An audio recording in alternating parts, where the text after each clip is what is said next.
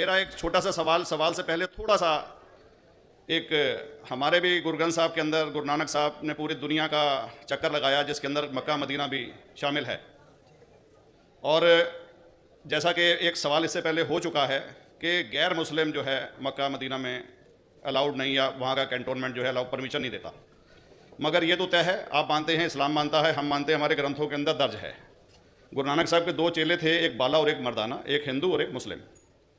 मर्दाना की बहुत ख्वाहिश थी कि मुसलमान जब तक पूरा मुसलमान नहीं कहलाने का हकदार, जब तक कि वो काबा का दर्शन ना कराए, तो गुरु नानक साहब उसको लेके और काबा गए। हमारे ग्रंथ के अंदर जो दर्ज है कि जब वो वहाँ पहुँचे, उन दिनों बहुत लंबा ये किस्सा है, 1 साल लगता था, और वो रूट सारा उसका वर्णन है। और वहाँ जब मक्का जो मस्जिद के बाहर साथ ही एक दीवार थी, जहाँ पर के भारत के जो मुसलमान दर्शन करने जाते थे काबा के, वो उनको वहाँ ठहराया जाता था। वहाँ की देखभाल जो करता था वो मुल्ला जीवन करता था। जब गुरु नानक साहब अपने चेलों के साथ में वहाँ पर पड़े थे, तो सुबह जब मुल्ला जीवन वहाँ की सफाई करने के लिए आया, तो उसने देखा गुरु नानक साहब के जो पैर थे वो काबा की तरफ थे। वो गुस्से में चिल्लाया कि ये कौन काफिर है जो कि काबा की तरफ पैर करके पड़ा है, और उसने गुस्से के अंदर आके उनके पैरों को झटका दिया, दूसरी तरफ किया। तो हमारे ग्रंथ के अंदर दर्ज जो किस्सा है उसके अंदर यह है कि काबा भी उस समय हिल गया, जिधर गुरु नानक के पैर जाते थे काबा उधर मुड़ता था। तो वो ज़ोर से चिल्लाया, ये कोई हज़रत है, ये कोई औलिया है। तो उस समय के जो काजी थे मक्का के, काजी रुकनुद्दीन साहब थे, और शाह शरफ, कई हस्तियों के नाम हैं उसमें। तो मैं ये जानना चाहता हूँ कि ये वर्जन को आप मतलब एग्री करते हैं, और करते हैं तो इसका हमारे मुस्लिम ग्रंथों के अंदर किस तरीके से उल्लेख है, ये कृपया बताएं। भाई साहब ने एक सवाल पूछा अपने गुरु ग्रंथ साहिब के मुतालिक, और अल्हम्दुलिल्लाह मैं भी गुरु ग्रंथ साहिब पढ़ चुका हूँ। और जिस तरीके से, क्योंकि वक्त मुख्तसर सा होने की वजह से मुझे वक्त नहीं मिला कि गुरु ग्रंथ को भी कोट करूँ। आपका सवाल का जवाब देने के पहले मैं आपसे बताना चाहूँगा कि इवन गुरु ग्रंथ की किताब पढ़ेंगे आप, ग्रंथ जिसे आदि ग्रंथ कहते हैं, और कोई सिख से पूछेंगे कि खुदा का तसव्वुर क्या है, सबसे बेहतरीन जवाब कोई सिख दे सकेगा, वो आपको कोट करेंगे जापू जी, जो गुरु ग्रंथ साहिब आदि ग्रंथ के सबसे पहले चैप्टर है, सबसे पहला श्लोक, जिसके कहते हैं जापू जी। इसके मानी है कि God is true, he is only one, he is not begotten and is free from fear and want.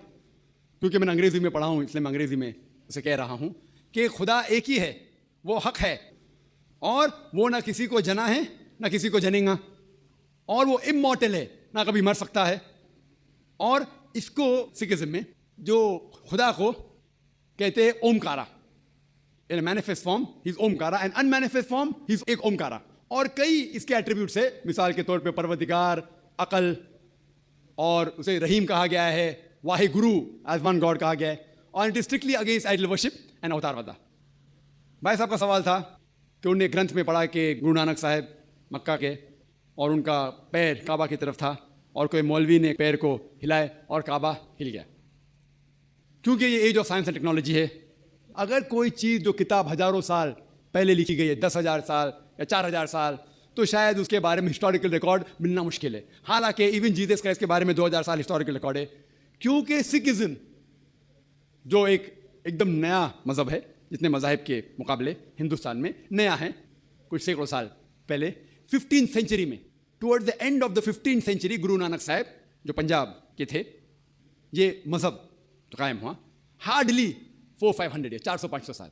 और अगर ये मान लो, सपोज मिसाल के तौर पे मान लो, मैं क्यों कह रहा हूँ कि मैं नहीं चाहता हूँ किसी को बुरा लगे, मान लो ये सच है, मान लो अगर 400-500 साल पहले अगर ये होता था कि काबा इधर से उधर हिल जाता था, तो हिस्टोरिकल रिकॉर्ड में बिल्कुल लिखा होता था। और कई हिस्टोरिकल रिकॉर्ड में ये नहीं कि काबा हिला इधर उधर, कई हिस्टोरिकल रिकॉर्ड आप देखेंगे। हिस्ट्री इतनी अल्हम्दुलिल्लाह 800-900 साल पहले, 1000 साल पहले जो मुगल ने किए, बिल्कुल लिखा हुआ हिस्टोरिकल रिकॉर्ड में। तो ये कहना कि गुरु नानक साहब वहाँ गए और काबा हिल गया, ये बिल्कुल साइंस के खिलाफ है, क्योंकि साइंस में कोई भी रिकॉर्ड नहीं है, वहाँ के देश के रिकॉर्ड में कहीं भी नहीं कि काबा हिला। तो इसलिए हम कहते हैं कि हो सकता है ये गलती से किसने लिखा होगा, कई किस्से कहानी, ये मैं तस्लीम करता हूँ कि गुरु ग्रंथ साहिब में कई चीज़ें सही है, हक की बात है, लेकिन ये तस्लीम करना कि काबा हिल गया, ये बिल्कुल साइंस के भी खिलाफ है, साइंस के खिलाफ है। और इस्लाम में भी ये नहीं है। लेकिन ये कहना कि कोई गैर मुस्लिम जा सकता है, मुमकिन है, चुपके से कोई गया